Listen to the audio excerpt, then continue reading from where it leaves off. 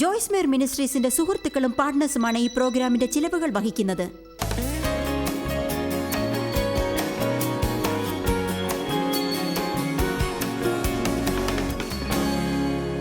ആശ്രയിക്കാനാവാത്തവയിൽ ആശ്രയിക്കുക എന്നതാണ് ഇന്നത്തെ പ്രസംഗ വിഷയം.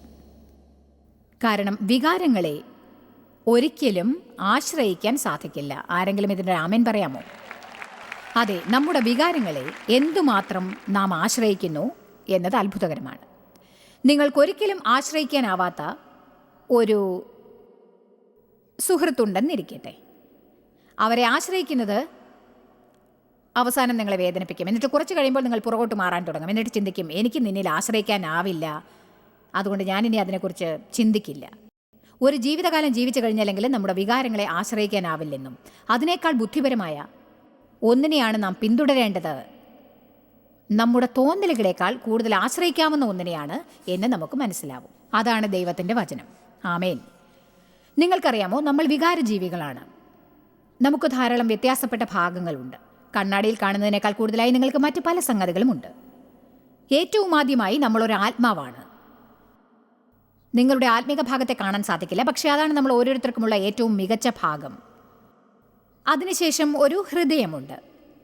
നിങ്ങൾ ഒരു ശരീരത്തിൽ വസിക്കുന്നു. നിങ്ങളൊരു ആത്മാവാണ്, നിങ്ങൾക്കൊരു ഹൃദയമുണ്ട്, നിങ്ങൾക്കൊരു ശരീരമുണ്ട്, മാംസവും രക്തവുമുണ്ട്. നാം മരിക്കുമ്പോൾ നാം ജീവിച്ചുകൊണ്ടിരിക്കുന്ന ഈ ഭൗതിക ശരീരം നമ്മുടെ മാംസളമായ ശരീരം ശ്വസിക്കുന്നത് അവസാനിപ്പിച്ച് മണ്ണും ചാരവുമായി മാറും എന്ന് നമുക്ക് അറിയാം. എന്നാൽ നമ്മുടെ ആത്മാവും നമ്മുടെ ഹൃദയവും വേറൊരു സ്ഥലത്തേക്ക് പോകുന്നതായിരിക്കും. നിങ്ങൾ ജീവിതത്തിൽ ശരിയായ തീരുമാനങ്ങളെടുത്ത് യേശുവിനെ നിങ്ങളുടെ രക്ഷിതാവായി സ്വീകരിച്ചാൽ അത് സ്വർഗത്തിലേക്ക് പോവുകയും ശാശ്വതമായി ദൈവത്തോടൊത്ത് ജീവിക്കുകയും ചെയ്യും. ഇല്ലെങ്കിൽ നിങ്ങൾ ഒരിക്കലും ഇഷ്ടപ്പെടാത്ത ഒരു സ്ഥലത്തായിരിക്കും എത്തിച്ചേരുക. വേദപുസ്തകം അതിനെ വിളിക്കുന്നത് നരകം എന്നാണ്. അവിടെ കരച്ചിലും പല്ലുകടിയും ചുട്ടുപഴുത്ത തീയും ഉണ്ടാവും. നമ്മൾ യേശുവിനെ സേവിക്കാൻ തീരുമാനിച്ചെന്ന് ഉറപ്പാക്കണം. ദൈവത്തോടൊത്ത് നടക്കാൻ തീരുമാനിച്ചെന്നും ആ തീരുമാനത്തിന് യോജിച്ച വിധത്തിലുള്ള ഒരു ജീവിത ശൈലിയാണ് തിരഞ്ഞെടുത്തത് എന്നും നമ്മൾ ഉറപ്പുവരുത്തണം. എന്നാൽ നമ്മൾ കാര്യങ്ങൾ കൂട്ടിക്കുഴയ്ക്കുകയാണ്. നമ്മൾ ചോദിക്കും, ദൈവം എന്നാൽ എന്താണ്? ദൈവം ആരല്ല? എന്താണ് ശരി? എന്താണ് തെറ്റ്? ഞാൻ എന്താണ്? സാത്താൻ എന്താണെന്നൊക്കെ കണ്ടുപിടിക്കാൻ നാം ശ്രമിക്കുന്നു. ഇങ്ങനെ നമ്മൾ ഒരല്പം ആശയക്കുഴപ്പത്തിലാവുന്നു. എല്ലാം ശരിയാവുന്നതിന് മുൻപ് നമ്മൾ കുറേ വർഷങ്ങളോളം പഠിച്ച് അത് പ്രകാരം പരിശീലിക്കേണ്ടതാണ്. ദൈവത്തിൻ്റെ കൃപയാലും മഹത്വത്താലും നമ്മൾ മൂടപ്പെട്ടതിന് നന്ദി. നമ്മൾ വളർന്ന് പരിശ്രമിക്കുന്നതായ ആ വർഷങ്ങളിലാണ് കൃപയുള്ളത്. എബ്രായർ 4:12 ഇങ്ങനെ പറയുന്നു, ദൈവത്തിൻ്റെ വചനത്തിന് മാത്രമേ അത്തരം കാര്യങ്ങൾ വേർതിരിക്കാൻ സാധിക്കുകയുള്ളൂ എന്ന്. ഞാൻ പറഞ്ഞതുപോലെ നിങ്ങൾ ഒരു ആത്മാവാണ്. ദൈവം നിങ്ങൾ വീണ്ടും ജനിക്കുമ്പോൾ നിങ്ങളുടെ ആത്മാവിൽ വസിക്കാൻ വരുന്നു. നമ്മുടെ മാംസഭാഗങ്ങൾ നമുക്ക് പല കുഴപ്പങ്ങളും ഉണ്ടാക്കും. ഹൃദയമാണ് നമ്മുടെ മനസ്സ്, ആഗ്രഹവും നമ്മുടെ വികാരങ്ങളും. ഹൃദയം നമ്മോട് ദൈവത്തെക്കുറിച്ച് ഒന്നും പറയുന്നില്ല. അത് നിങ്ങളെക്കുറിച്ചേ പറയുന്നുള്ളൂ. അത് നിങ്ങളുടെ വ്യക്തിത്വമാണ്. നിങ്ങളുടെ മനസ്സ് നിങ്ങൾ എന്ത് ചിന്തിക്കുന്നു എന്ന് പറയുന്നു. നിങ്ങളുടെ ആത്മാവിൽ ക്രിസ്തുവിൻ്റെ മനസ്സുണ്ട്. നിങ്ങൾക്കൊരു ആത്മീക മനസ്സുണ്ട്, അതുപോലെ ജഡീകമായ മാംസം കൊണ്ടുള്ള മനസ്സുമുണ്ട്. പക്ഷേ അത്തരം കാര്യങ്ങളെക്കുറിച്ച് നിങ്ങൾ പഠിക്കുന്നത് വരെ ദൈവവചനം പഠിച്ചുകൊണ്ട് നമ്മൾ നമ്മുടെ ചിന്തകൾ പ്രകാരം ആലോചിച്ചുകൊണ്ടും പ്രവർത്തിച്ചുകൊണ്ടും ജീവിക്കുന്നു. നമുക്കൊരാഗ്രഹമുണ്ട്. നമ്മുടെ ആഗ്രഹം ദൈവത്തിന് എന്താണ് ആവശ്യമെന്ന് പറയുകയല്ല, ദൈവവചനമാണ് ദൈവത്തിന് എന്താണ് വേണ്ടത് എന്ന് പറയുന്നത്. അതിനാൽ അനേക വർഷം എൻ്റെ സ്വന്തം ആഗ്രഹപ്രകാരം എനിക്ക് ജീവിക്കാൻ സാധിക്കും. അങ്ങനെ ചെയ്യുമ്പോൾ നമ്മൾ തെറ്റായ തീരുമാനങ്ങൾ എടുക്കുന്നത് കൊണ്ട് നമ്മൾ പലതരം പ്രശ്നങ്ങളിൽ അകപ്പെടും. അതിനാൽ എത്രയോ വർഷങ്ങൾ വെറും ജഡീകമായ ഹൃദയത്തിൽ തോന്നിയതുപോലെ ഇരുന്ന ഞാൻ 3 നിയമങ്ങൾ പ്രകാരമാണ് ജീവിച്ചുകൊണ്ടിരുന്നത് എന്ന കാര്യം ഞാൻ കണ്ടുപിടിച്ചു. 3 നിയമങ്ങൾ പ്രകാരം എനിക്ക് എന്ത് വേണം, ഞാൻ എന്താലോചിക്കുന്നു, എനിക്ക് എന്ത് തോന്നുന്നു, എനിക്ക് വേണം, എൻ്റെ ചിന്ത, എൻ്റെ തോന്നൽ. എന്നിട്ട് അതിനേക്കാൾ മോശമായത് അവയെല്ലാം സാധ്യമാക്കാൻ ദൈവത്തോട് ചോദിച്ചുകൊണ്ടിരിക്കും. ആമേൻ. നമ്മൾ ഒരിക്കലും പരിശുദ്ധാത്മാവിനാൽ നയിക്കപ്പെടുകയില്ലെന്ന് നാം മനസ്സിലാക്കണം. അതായിരിക്കണം ദൈവവചനം ഗ്രഹിക്കുന്നത് വരെ ഒരു ക്രിസ്ത്യാനിയുടെ പ്രഥമ ലക്ഷ്യം. എന്നിട്ട് നമ്മുടെ എല്ലാ തീരുമാനങ്ങളുടെയും അവസാന തീരുമാനം എടുക്കുന്നത് ദൈവവചനത്തിന് വിട്ടുകൊടുക്കുക. ഒരു കാര്യത്തെക്കുറിച്ച് എനിക്ക് എന്ത് തോന്നിയാലും അത് ദൈവവചനത്തോട് അനുയോജ്യമല്ലെങ്കിൽ അത് തികച്ചും തെറ്റായ ഒരു തീരുമാനമാണ് എന്ന് മനസ്സിലാക്കണം. ആമേൻ. ഞാൻ എന്ത് ചിന്തിച്ചാലും, എൻ്റെ സുഹൃത്തുക്കൾ എന്ത് തന്നെ ചിന്തിച്ചാലും അത് ദൈവവചനത്തോട് അനുയോജ്യമല്ലെങ്കിൽ അപ്പോൾ എനിക്ക് തെറ്റി, എൻ്റെ സുഹൃത്തുക്കൾക്ക് തെറ്റി, പക്ഷേ ദൈവത്തിന് ഒരിക്കലും തെറ്റില്ല. അതുപോലെ എനിക്കെന്ത് വേണമെങ്കിലും, നിങ്ങൾക്കെന്ത് വേണമെങ്കിലും, അതുപോലെ എനിക്കായി മറ്റാർക്ക് എന്ത് വേണമെങ്കിലും, അത് ദൈവവചനത്തോട് അനുയോജിച്ചില്ലെങ്കിൽ അത് തികച്ചും തെറ്റായ തീരുമാനമാണ്. ദൈവവചനത്തെ ഗൗരവമായിട്ടെടുക്കുന്ന ഒരു വിദ്യാർത്ഥി ആയില്ലെങ്കിൽ നമ്മുടെ ജീവിതത്തിന് യാതൊരു പ്രത്യാശയുമില്ലാതെ അതൊരു വലിയ കുഴപ്പമായി തന്നെ ഇരിക്കും. ഇന്നൊരു വ്യാഴാഴ്ചയായിട്ടും നിങ്ങളിവിടെ വന്നിരിക്കുന്നതിൽ എനിക്ക് സന്തോഷമുണ്ട്. ഇന്നൊരു ഞായറാഴ്ച പ്രഭാതമല്ല, നമുക്കൊരു കുഴപ്പവുമില്ല. നമ്മൾ മതപരമായ കടമ പൂർത്തിയാക്കുക മാത്രമല്ല, അതിനേക്കാൾ വേറിട്ടൊരു കാര്യവുമുണ്ട്. നിങ്ങൾ യാത്ര ചെയ്ത് പലരും ഹോട്ടലുകളിൽ താമസിക്കുന്നു, ബേബി സിറ്റേഴ്സിനെ ഏർപ്പാട് ചെയ്ത് ഒരു ദിവസം അവധിയെടുത്തു. അതിനാൽ നിങ്ങൾ ശരിയായതിനെ ചെയ്യാൻ ആഗ്രഹിക്കുന്ന വ്യക്തികളാണ്. ഏതായാലും ഞാൻ ഒരു കാര്യം പറയാം, പലരും വരാനും ദൈവവചനം പഠിച്ചിട്ടുള്ള ആരെങ്കിലും പഠിപ്പിക്കുന്നത് കേൾക്കാനും സന്നദ്ധരാണ്.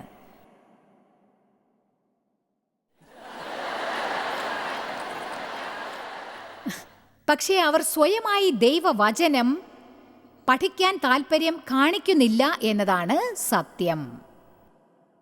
നിങ്ങൾ ബൈബിൾ വായിക്കുന്നതിൽ സന്തോഷിക്കുന്നു, എന്നാൽ നിങ്ങൾ ബൈബിൾ വായിക്കുന്നതിനേക്കാൾ കൂടുതൽ പ്രവർത്തിക്കണം. നിങ്ങൾ വേദപുസ്തകം വായിക്കണം.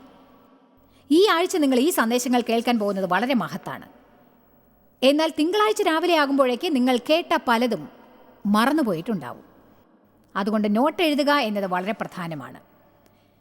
ഇന്ന് നിങ്ങളോട് ശരിക്കും സംസാരിക്കുന്നുണ്ടെങ്കിൽ ഈ കോൺഫറൻസിൻ്റെ ഒരു CD വാങ്ങിക്കൊണ്ടു പോകൂ. അപ്പോൾ നിങ്ങൾക്ക് ഈ സന്ദേശം പലതവണ കേൾക്കാൻ സാധിക്കും. അതെ, കാരണം ഇതിൽ പലതും നിങ്ങൾക്ക് മറക്കാൻ സാധ്യതയുണ്ട്. അതുകൊണ്ട് ഇതൊന്നും നിങ്ങളുടെ ഹൃദയത്തിൻ്റെ ആഴത്തിൽ ഇല്ല എന്ന അർത്ഥമില്ല. അത് നിങ്ങളെ സഹായിക്കാൻ പോകുന്നില്ലെന്നും അർത്ഥമില്ല.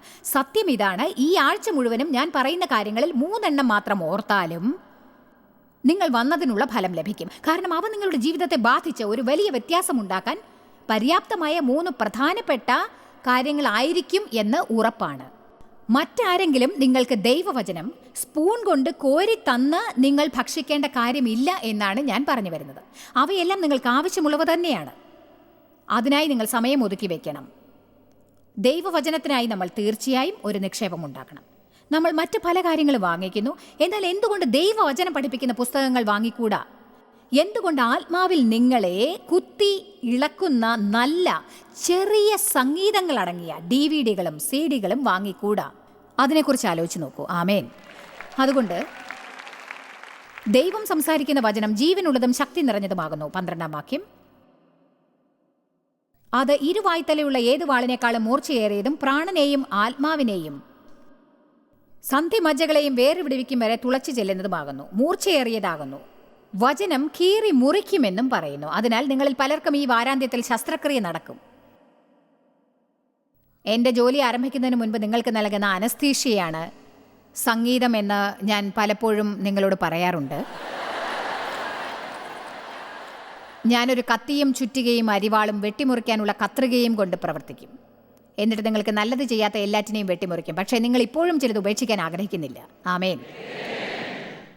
വചനം മൂർച്ചയേറിയ ഇരുവായ്ത്തലയുള്ള വാളിനെ പോലെ പ്രാണനെയും ആത്മാവിനെയും വേർവിടുവിക്കും വരെ തുളച്ചു ചെല്ലും. ആത്മാവും പ്രാണനും വളരെ അടുത്താണ്. സ്വാഭാവികമായി അടുത്തല്ല, എന്നാലും അവരുടെ സ്ഥാനം വളരെ അടുത്താണ്. രണ്ടും നിങ്ങളുടെ ഉള്ളിൽ തന്നെയാണ് ഉള്ളത്. അവ നിങ്ങൾക്കൊരു കാര്യം ദൈവനിശ്ചയമാണോ അതോ നിങ്ങളുടെ താല്പര്യപ്രകാരമുള്ളതാണോ എന്ന് വിവേചിച്ചറിയാൻ സഹായിക്കുന്നതാണ്. നിങ്ങൾക്കറിയാമോ, നമുക്കൊരു കാര്യം വേണമെന്ന് തോന്നുമ്പോൾ അതിനെക്കുറിച്ച് അതിശക്തമായി ചിന്തിക്കുകയാണെങ്കിൽ അത് നമ്മെ വളരെ എളുപ്പത്തിൽ വഞ്ചിക്കും. എന്നിട്ട് അത് ദൈവത്തിന് നമ്മെക്കുറിച്ചുള്ള ഹിതമാണോ സാത്താൻ്റെ ഹിതമാണോ എന്നറിയാൻ നമ്മെ സഹായിക്കും. സാത്താൻ നിങ്ങൾക്ക് വചനത്തെ തെറ്റായി വ്യാഖ്യാനിക്കും, എന്നിട്ട് അതിനെ എതിരായി കാണിച്ചു തരും. അങ്ങനെ അവൻ്റെ ജോലി പൂർത്തിയാക്കും. 1 കൊരിന്ത്യർ 2:14-15 സാധാരണ മനുഷ്യനെക്കുറിച്ചും ആത്മീക മനുഷ്യനെക്കുറിച്ചും പറയുന്നു. സാധാരണ മനുഷ്യൻ, ആത്മീക മനുഷ്യൻ. ഈ വചനങ്ങളിൽ 1 കൊരിന്ത്യരിൽ 3 വിധം മനുഷ്യരെക്കുറിച്ച് പറയുന്നു. 1 മിനിറ്റിനുള്ളിൽ നമ്മൾ ആ മനുഷ്യരെക്കുറിച്ച് പറയുന്നത് പരിശോധിക്കാം. സാധാരണ മനുഷ്യന് ആത്മീക മനുഷ്യനെ മനസ്സിലാക്കാൻ സാധിക്കില്ല എന്നത് പറയുന്നു. നിങ്ങൾ ക്രിസ്ത്യാനി അല്ലാത്ത ഒരാളുമായി സംസാരിക്കുകയാണെങ്കിൽ നിങ്ങൾ മറ്റുള്ളവർക്ക് പണം കൊടുക്കാൻ ആഗ്രഹിക്കുന്നു എന്നവർക്ക് അറിയില്ല. ഒരു വാരാന്ത്യത്തിൽ എന്നെപ്പോലൊരു സ്ത്രീയുടെ സന്ദേശം കേൾക്കാൻ നിങ്ങൾ വരുന്നതും അവർക്ക് മനസ്സിലാവില്ല. നിങ്ങൾ എന്താണ് ചെയ്തത്? എന്തിനാണ് നിങ്ങളത് ചെയ്തത്? അവർക്കത് മനസ്സിലാവുന്നില്ല. ലോകർ നിങ്ങളെ മനസ്സിലാക്കണമെന്ന് ആഗ്രഹിക്കരുത്, കാരണം അവർക്ക് നിങ്ങൾ മനസ്സിലാവില്ല. ആമേൻ. എന്നാൽ ഞാനിതിങ്ങനെ കാണാനാണ് ആഗ്രഹിക്കുന്നത്. എൻ്റെ തലയും എൻ്റെ തലച്ചോറും എൻ്റെ സാധാരണ മനസ്സും സാധാരണ മനുഷ്യൻ്റേതുപോലെ കാണാൻ, എൻ്റെ ആത്മാവിനെ ആത്മീക മനുഷ്യൻ്റേതുപോലെയും. ഞാൻ ഒരു കാര്യം പറയട്ടെ, നിങ്ങൾ ആത്മാവിനാൽ സത്യത്തിൽ നയിക്കപ്പെടുമ്പോൾ പകുതി സമയവും നിങ്ങളുടെ തലച്ചോറിന് അത് മനസ്സിലാവില്ല. കാരണം ചിലപ്പോൾ ദൈവം കാരണങ്ങളില്ലാത്തവനാണ്, പക്ഷെ ഒരിക്കലും വിശ്വസിക്കാനാവാത്തവനല്ല. അവന് നിങ്ങളുടെ ജീവിതത്തിൽ പല കാര്യങ്ങളും ചെയ്യാൻ സാധിക്കും. അത് നിങ്ങൾക്ക് മനസ്സിലാക്കാൻ സാധിക്കില്ല. തത്സമയത്തേക്കെങ്കിലും അത് മനസ്സിലാവില്ല. എൻ്റെ ജീവിതത്തിൽ പല കാര്യങ്ങളും ആശയക്കുഴപ്പമുണ്ടാക്കി. ഇന്ന് ഞാൻ അവയെക്കുറിച്ച് ചിന്തിക്കുമ്പോൾ എന്തുകൊണ്ടാണ് അവ സംഭവിച്ചത് എന്നെനിക്കറിയാം, എന്തുകൊണ്ടാണ് അത് നടന്നതെന്നും അറിയാം. പക്ഷേ നമ്മേക്കാൾ കൂടുതലായി എല്ലാം ദൈവത്തിനറിയാം. അവൻ നമ്മേക്കാൾ ഉയരത്തിലാണ്. അവന് നമ്മുടെ ജീവിതത്തിൽ നമ്മേക്കാൾ മികച്ച ഒരു പദ്ധതിയുണ്ട്. ആശ്രയിക്കാനാവാത്ത കാര്യങ്ങളിൽ ആശ്രയിക്കുന്നത് നാം ഇഷ്ടപ്പെടുകയില്ല. എന്താണിങ്ങനെ ഒരു തോന്നലുണ്ടാവുന്നത്? ഇത് നാം എപ്പോഴും ചോദിക്കുന്ന ഒരു വലിയ ചോദ്യമാണെന്ന് തോന്നുന്നു. വാസ്തവം പറഞ്ഞാൽ ഞാനിനി എഴുതാൻ ഉദ്ദേശിച്ചിരിക്കുന്ന പുസ്തകത്തിൻ്റെ പേര് why do I feel the way I feel എന്നാണ്. കാരണം എന്തുകൊണ്ടാണ് എനിക്കങ്ങനെ തോന്നുന്നത് എന്നതൊരു വലിയ ചോദ്യം തന്നെയാണ്. ഇന്നലെ രാത്രി ഞാൻ ഉറങ്ങാൻ കിടന്നപ്പോൾ ഒരു കുഴപ്പവുമില്ല. ഇന്ന് രാവിലെ എഴുന്നേറ്റപ്പോൾ വല്ലാത്തൊരു മുഷിപ്പ്. എന്താണ് അങ്ങനെ തോന്നുന്നത്? നമ്മുടെ പല തോന്നലുകൾക്കും പല വേരുകളുണ്ടെന്ന് ഞാൻ വിശ്വസിക്കുന്നു. അവയിൽ ഏതാനും ചിലതിനെക്കുറിച്ച് ഈ വാരാന്ത്യത്തിൽ നമുക്ക് നോക്കാം. നമ്മുടെ പ്രശ്നങ്ങളുടെ വേരിലേക്ക് ഇറങ്ങിച്ചെല്ലുക. അത് വളരെ ബുദ്ധിപരമായ കാര്യമാണ്. അത് നടക്കണമെങ്കിൽ സത്യത്തെ നേരിടേണ്ടി വരും. നിങ്ങൾ സത്യത്തെ നേരിടണം. യോഹന്നാൻ 8:31-32 പറയുന്നു, നിങ്ങൾ വചനത്തിൽ തുടർന്നാൽ തീർച്ചയായും എൻ്റെ ശിഷ്യന്മാരെന്ന് വിളിക്കപ്പെടും. നിങ്ങൾ സത്യം എന്താണെന്നറിയും. ആ സത്യം നിങ്ങളെ സ്വതന്ത്രരാക്കുകയും ചെയ്യും. അതുകൊണ്ടാണ് വചനത്തെക്കുറിച്ച് അറിയുക എന്നത് പ്രാധാന്യം അർഹിക്കുന്നത്. ഇല്ലെങ്കിൽ ജീവിതകാലം മുഴുവനും കബളിപ്പിക്കപ്പെട്ട് ജീവിക്കാം. എന്നിട്ട് എല്ലാ തെറ്റായ കാര്യങ്ങളും ചെയ്യാം, തെറ്റായ തീരുമാനങ്ങൾ എടുക്കാം. അങ്ങനെ ദൈവവചനത്തിൻ്റെ സത്യം അറിയാതിരുന്നാൽ ഒരിക്കലും ഞാൻ ചെയ്ത തെറ്റുകളെക്കുറിച്ച് അറിയാനിടയാവില്ല. അതിനാൽ ഇത്തരം ചില തോന്നലുകളുടെ ആഴത്തിലേക്ക് നമ്മൾ കടക്കണം. നിങ്ങൾക്ക് പല കുറ്റബോധങ്ങളെക്കുറിച്ചുള്ള അനുഭവങ്ങൾ ഉണ്ടാവും. അതിന് പുറകിൽ പലതരം കാരണങ്ങളും ഉണ്ടായേക്കാം. നിങ്ങൾ വാസ്തവത്തിൽ തെറ്റായ കാര്യങ്ങളൊന്നും ചെയ്യുന്നുണ്ടാവില്ല. അതൊരു പക്ഷേ 20 വർഷം മുൻപ് നിങ്ങൾക്ക് സംഭവിച്ച അസാധാരണമായ ചില കാര്യങ്ങളായിരിക്കാം. അതിന് നിങ്ങൾക്ക് അളവിലധികം കുറ്റബോധം തോന്നുമായിരിക്കാം, അല്ലേ? എന്നിട്ട് പ്രശ്നങ്ങളുടെ ആണിവേരിലേക്ക് ഇറങ്ങുകയാണെങ്കിൽ ഒരുപക്ഷെ ആ തോന്നലുകൾ ഇല്ലാതെയാക്കാം. പക്ഷേ എനിക്ക് തോന്നുന്നു ജീവിതത്തിൽ ഒരിക്കൽ പോലും മോശമായ ഓരോ തോന്നലുകളെയും ജീവിതകാലം മുഴുവനും ഇല്ലാതാക്കാനാവുമെന്ന് എനിക്ക് തോന്നുന്നില്ല. അതുപോലെ തെറ്റായ പാതയിലേക്ക് നമ്മെ നയിക്കുന്ന ഓരോ തോന്നലുകളെയും. അതുകൊണ്ട് അവയെ ഇല്ലാതാക്കാൻ ശ്രമിക്കുന്നതിന് പകരം അവയെ പരിപാലിക്കാൻ നാം പഠിക്കണം. അല്ലാതെ അവ നമ്മെ പരിപാലിക്കാൻ അനുവദിക്കരുത്. ദൈവം എത്രയോ വർഷങ്ങൾക്ക് മുൻപ് എനിക്ക് ആദ്യമായി കാണിച്ചു തന്നത് ഞാൻ ഇന്നും ഓർക്കുന്നു. അതെൻ്റെ കണ്ണ് തുറന്ന ഒരു കാര്യമായിരുന്നു. അതുപോലെ മൊത്തത്തിൽ തെറ്റാണെന്ന തോന്നൽ ഉണ്ടാവുമ്പോഴും ശരിയായത് എന്താണെന്ന് തിരഞ്ഞെടുത്ത് എൻ്റെ സ്വതന്ത്രമായ ഹിതപ്രകാരം ശരിയായത് ചെയ്യുന്നത് എങ്ങനെ എന്ന് പഠിക്കാൻ അത് സഹായിക്കുന്നതാണ്. തെറ്റാണ് ചെയ്യുന്നതെന്ന് തോന്നിയാലും ശരിയായത് എന്താണോ അത് ചെയ്യാൻ നിങ്ങൾക്ക് തോന്നാം. ഞാൻ പറയുന്നു, തെറ്റാണ് ചെയ്യുന്നതെന്ന തോന്നൽ ഉണ്ടാവുമ്പോഴും ശരിയായത് ചെയ്യാമെന്ന് നിങ്ങൾക്ക് തിരഞ്ഞെടുക്കാം. നമുക്കത് നല്ലവണ്ണം മനസ്സിലാവുന്നത് വരെ തിരഞ്ഞെടുത്തുകൊണ്ടേയിരിക്കാം. എന്നിട്ട് നിങ്ങളുടെ തോന്നലുകൾ പ്രകാരം നടക്കില്ല എന്ന് തീരുമാനിക്കാം. പിന്നീട് ശരിയായത് ചെയ്യുവാൻ ആരംഭിക്കണം. അപ്പോൾ നമ്മുടെ ജീവിതത്തിൽ പ്രശ്നങ്ങൾ തുടർച്ചയായിട്ടുണ്ടാവും എന്ന് ഓർമ്മ വേണം. ഇവിടെ വന്നിരിക്കുന്ന ചിലർക്ക് ജീവിതത്തിൽ മികച്ച കാര്യങ്ങൾ നടക്കണമെന്നുണ്ട്. നിങ്ങൾ ദൈവത്തെ അതിയായി സ്നേഹിക്കുന്നു. ഇപ്പോൾ നിങ്ങൾക്ക് ആരോടോ കടുത്ത ദേഷ്യമാണ്. നിങ്ങൾ കൈപ്പോടും വിദ്വേഷത്തോടും കൂടെ ഇവിടെ വന്ന് ഇരിക്കുകയാണ്. എന്നിട്ട് എന്തുകൊണ്ടാണ് നിങ്ങളുടെ ജീവിതത്തിൽ നിങ്ങൾ ആഗ്രഹിക്കുന്നതൊന്നും നടക്കാത്തത് എന്ന് അതിശയിക്കുന്നു. എന്നാൽ വേദപുസ്തകം ഓരോ പേജിലും ക്ഷമിക്കാനാവായ്മയുടെ അപകടങ്ങൾ എന്തൊക്കെയെന്ന് പറയുന്നു. നിങ്ങൾ പറയും, അവരെന്നോട് ചെയ്തത് എന്താണെന്ന് നിങ്ങൾക്കറിയില്ല. അങ്ങനെയല്ല വേദപുസ്തകത്തിൽ പറഞ്ഞിരിക്കുന്നത്. ക്ഷമിക്കാനാവായ്മ ഒരു പ്രശ്നമാണെന്നല്ല. നിങ്ങളെ ഒരാൾ അളവിലധികം വേദനിപ്പിച്ചിട്ടുണ്ടെങ്കിൽ അത് ക്ഷമിക്കാൻ പ്രയാസമാണ്. അതൊരു സ്പെഷ്യൽ കേസായിരിക്കും. അതൊരു സ്പെഷ്യൽ കേസാണെന്ന് ചിന്തിക്കാനാണ് നാം എല്ലാവരും ആഗ്രഹിക്കുന്നത്. വചനത്തിൽ പറഞ്ഞിരിക്കുന്നത് എല്ലാവർക്കും ഒരുപോലെ ശരിയാണ് എന്ന് നമുക്കറിയാം. പക്ഷേ എൻ്റെ വികാരങ്ങളെക്കുറിച്ച് നിങ്ങൾക്കറിയില്ല. എൻ്റെ വികാരം എന്താണെന്ന് നിങ്ങൾക്കറിയാമെങ്കിൽ 5 കുട്ടികളെ വളർത്തി വലുതാക്കുന്നത് എന്തുമാത്രം കഠിനമാണെന്ന് നിങ്ങൾക്കറിയാഞ്ഞിട്ടാണ്. ആത്മീകത തൊട്ട് തീണ്ടിയിട്ടില്ലാത്ത ഒരാളുടെ കൂടെ ജീവിക്കുന്നത് എങ്ങനെയാണ്? എനിക്ക് സമാധാനത്തോടെ, ശാന്തതയോടെ, സന്തോഷത്തോടെ ജീവിക്കാനാവുമോ? ജോയ്സ്, എൻ്റെ കോപത്തിൻ്റെ കാരണം എന്താണെന്ന് നിങ്ങൾക്ക് മനസ്സിലാവില്ല. എനിക്ക് വല്ലാത്ത വികാര പ്രക്ഷോഭമുണ്ട്. നിങ്ങൾ എൻ്റെ വീട്ടിൽ താമസിച്ച് ഇവയെല്ലാം നേരിട്ടാലേ നിങ്ങൾക്ക് മനസ്സിലാവൂ. പക്ഷേ ഇവിടെ നിന്നുകൊണ്ട് ഞാൻ നിങ്ങളോട് പറയുകയാണ്, നിങ്ങളുടെ ചുറ്റുമുള്ളതെല്ലാം നിയന്ത്രണമില്ലാത്തതാണെന്ന് കരുതി നിങ്ങളും നിയന്ത്രണമില്ലാത്തവരാവാൻ പാടില്ല. ഇതുപോലുള്ള ഓരോ വികാരങ്ങളെയും പരിപാലിക്കാൻ നിങ്ങൾക്ക് തീർച്ചയായും സാധിക്കും. അവയെ പിന്തുടരരുത്. ഇവിടെയുള്ള ആരെങ്കിലും ഈ കാര്യം വിശ്വസിക്കുന്നുണ്ടോ? ആമേൻ പറയൂ.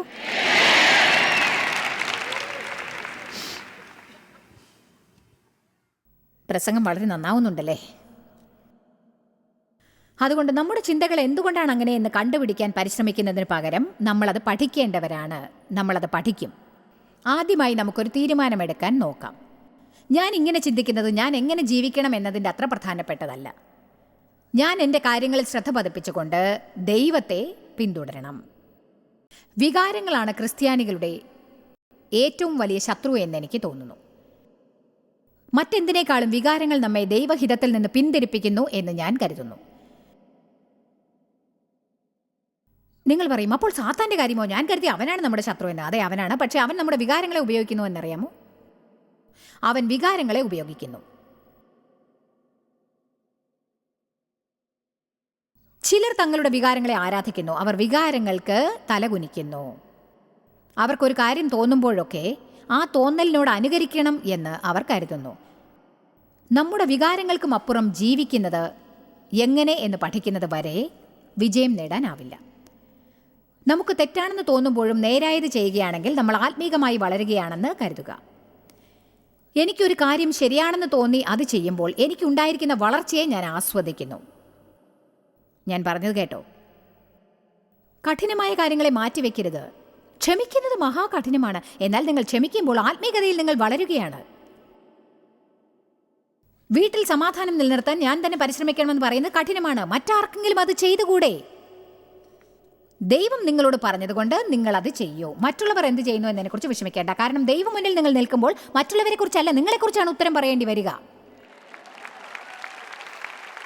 ആമേൻ. അതുകൊണ്ടാണ് ബൈബിൾ പറയുന്നത്, ശത്രുക്കളുടെ വിഭാഗത്തുള്ളവർക്ക് നമുക്ക് മാപ്പ് കൊടുക്കാൻ സാധിക്കും എന്ന്. നമ്മെ ദുരുപയോഗപ്പെടുത്തി ചീത്തയാക്കിയവർക്കും നമുക്കവരെ സഹായിക്കാനാവും. നാം അങ്ങനെ ചെയ്യുമ്പോൾ നമ്മൾ ദൈവത്തെ പോലെ ആയിത്തീരും. നമുക്കൊരു പ്രതിഫലമുള്ളത് അവർക്ക് ലഭിക്കാൻ പോകുന്നില്ല. എന്നാൽ നിങ്ങൾ തോന്നലുകൾ പ്രകാരം ജീവിക്കുകയാണെങ്കിൽ ഒരിക്കലും നിങ്ങൾക്ക് ക്ഷമിക്കണമെന്ന് തോന്നുകയില്ല. മറ്റുള്ളവരോട് ക്ഷമിക്കാനാവേണമേ എന്ന് പ്രാർത്ഥിക്കുന്ന ചില വ്യക്തികൾക്ക് യാതൊരുവിധ വ്യത്യാസവും അനുഭവപ്പെടുന്നുണ്ടാവില്ല. അതുകൊണ്ടാണ് മറ്റുള്ളവരോട് അവർക്ക് ക്ഷമിക്കാനാവാത്തത്. അതുകൊണ്ടാണ് അവർ ഒരേ മലയ്ക്ക് ചുറ്റും കറങ്ങിക്കൊണ്ടിരിക്കുന്നത്. ക്ഷമിക്കാനാവുക എന്നതൊരു തീരുമാനമാണ്. ആരെങ്കിലും സ്നേഹിക്കുന്നതൊരു തീരുമാനമാണ്. സ്നേഹം ഒരു വികാരമല്ല, അതൊരു സന്നദ്ധതയാണ്. സ്നേഹം എന്നത് കോൾമയിൽ കൊള്ളിക്കുന്ന ഒരു രോമാഞ്ചമല്ല. സ്നേഹം ജനങ്ങളോട് എങ്ങനെയാണ് പെരുമാറേണ്ടത് എന്ന ഒരു തീരുമാനമാണ്. ആമേൻ. നമ്മൾ തീരുമാനമെടുക്കാൻ ആരംഭിക്കണം. എന്താണ് ശരിയെന്ന് പഠിക്കാൻ ആരംഭിക്കണം, പ്രത്യേകിച്ച് അതിനായി നമുക്ക് തോന്നാത്ത സന്ദർഭങ്ങളിലും. പലപ്പോഴും ജനങ്ങൾ ദൈവഹിതത്തെ വികാരങ്ങളുമായി കൂട്ടിക്കുഴയ്ക്കാറുണ്ട്. ഞാൻ കടയിൽ തിളങ്ങുന്ന ഒരു സാധനം കണ്ടു എന്നിരിക്കട്ടെ. അതെനിക്ക് വേണമെന്ന് തോന്നി. ഞാനത് വാങ്ങിക്കുന്നത് ദൈവഹിതമാണെന്ന് എനിക്ക് തോന്നും. അത് ദൈവഹിതമാണോ അല്ലയോ എന്ന് എങ്ങനെയാണ് പറയാനാവുക? അതെനിക്ക് വളരെയധികം ഇഷ്ടപ്പെട്ടു. അത് കിട്ടിയാൽ സന്തോഷമായിരിക്കും. കുറേ കാലം ഇല്ലാതിരുന്ന ഒരു നല്ല അനുഭവമാണെന്ന് എനിക്ക് തോന്നുക. ഓരോ തവണ അതിലേക്ക് നോക്കുമ്പോൾ അത് ദൈവമായിരിക്കും. അതിനുശേഷം നമ്മൾ പറയും, നോക്കൂ, ഈ ഭാഗത്തേക്ക് വരണമെന്ന് എനിക്കൊന്ന് തോന്നിയത് പോലുമില്ല. അതുകൊണ്ട് ദൈവമായിരിക്കും എന്നെ ഇങ്ങോട്ട് കൊണ്ടുവന്നത്. പ്രത്യേകിച്ച് ഈ സമയത്ത്. ഈ ആഴ്ച ഞാനിവിടെ വരണമെന്ന് കരുതിയതല്ല, അടുത്ത ആഴ്ച വരാമെന്നാണ് കരുതിയത്. മാത്രമല്ല ഈ ആഴ്ച ഇങ്ങനെ ഒരു സെയിൽസ് ഉണ്ടാകുമെന്ന് ഞാൻ അറിഞ്ഞില്ല. ഓ ദൈവമേ, നന്ദി നന്ദി നന്ദി.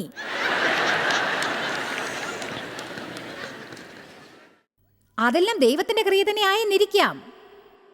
ദൈവം നിങ്ങളെ അങ്ങോട്ട് കൊണ്ടുവന്നിട്ടുണ്ടാവാം, നിങ്ങളെ അനുഗ്രഹിക്കാൻ. അവൻ ഒരുപക്ഷെ ആഗ്രഹിച്ചിട്ടുണ്ടാവാം. നിങ്ങൾ പറയും, അത് ഞാനെങ്ങനെ അറിയാനാ? ശരി, നമുക്ക് ഏതാനും ചോദ്യങ്ങൾ ചോദിക്കാം. നിങ്ങളത് വാങ്ങിയാൽ അതുകൊണ്ട് പണത്തിന് ഞെരുക്കമുണ്ടാവുമോ?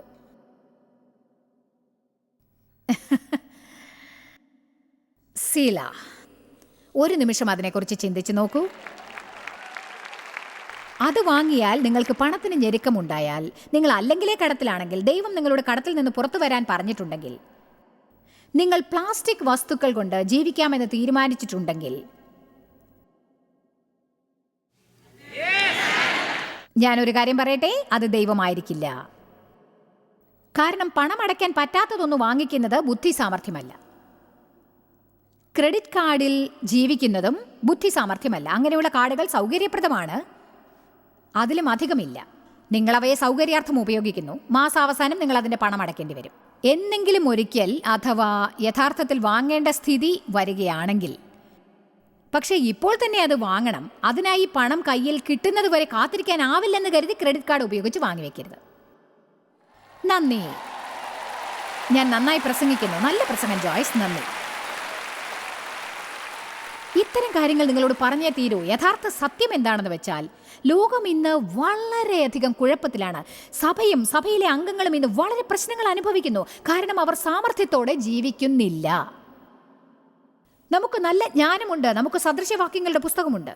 മറ്റുള്ളവർക്കുണ്ടെന്ന് കാണുന്ന സാധനങ്ങൾ നമുക്ക് വാങ്ങിക്കാൻ സാധിക്കില്ലെങ്കിലും വികാരക്ഷോഭം കാരണം കാണുന്നതെന്തും വാങ്ങിക്കണമെന്നും എന്നിട്ട് അത് ദൈവമാണെന്ന് പറയാൻ ശ്രമിച്ച് ഏതെങ്കിലും പ്രാർത്ഥനാ ഗോപുരത്തിലോ മറ്റോ ചെന്ന് സാമ്പത്തികമായി അത്ഭുതം നടക്കാൻ പ്രാർത്ഥിക്കണമെന്നും സദൃശവാക്യം പറയുന്നുണ്ടെന്ന് വിശ്വസിക്കുന്നുണ്ടോ?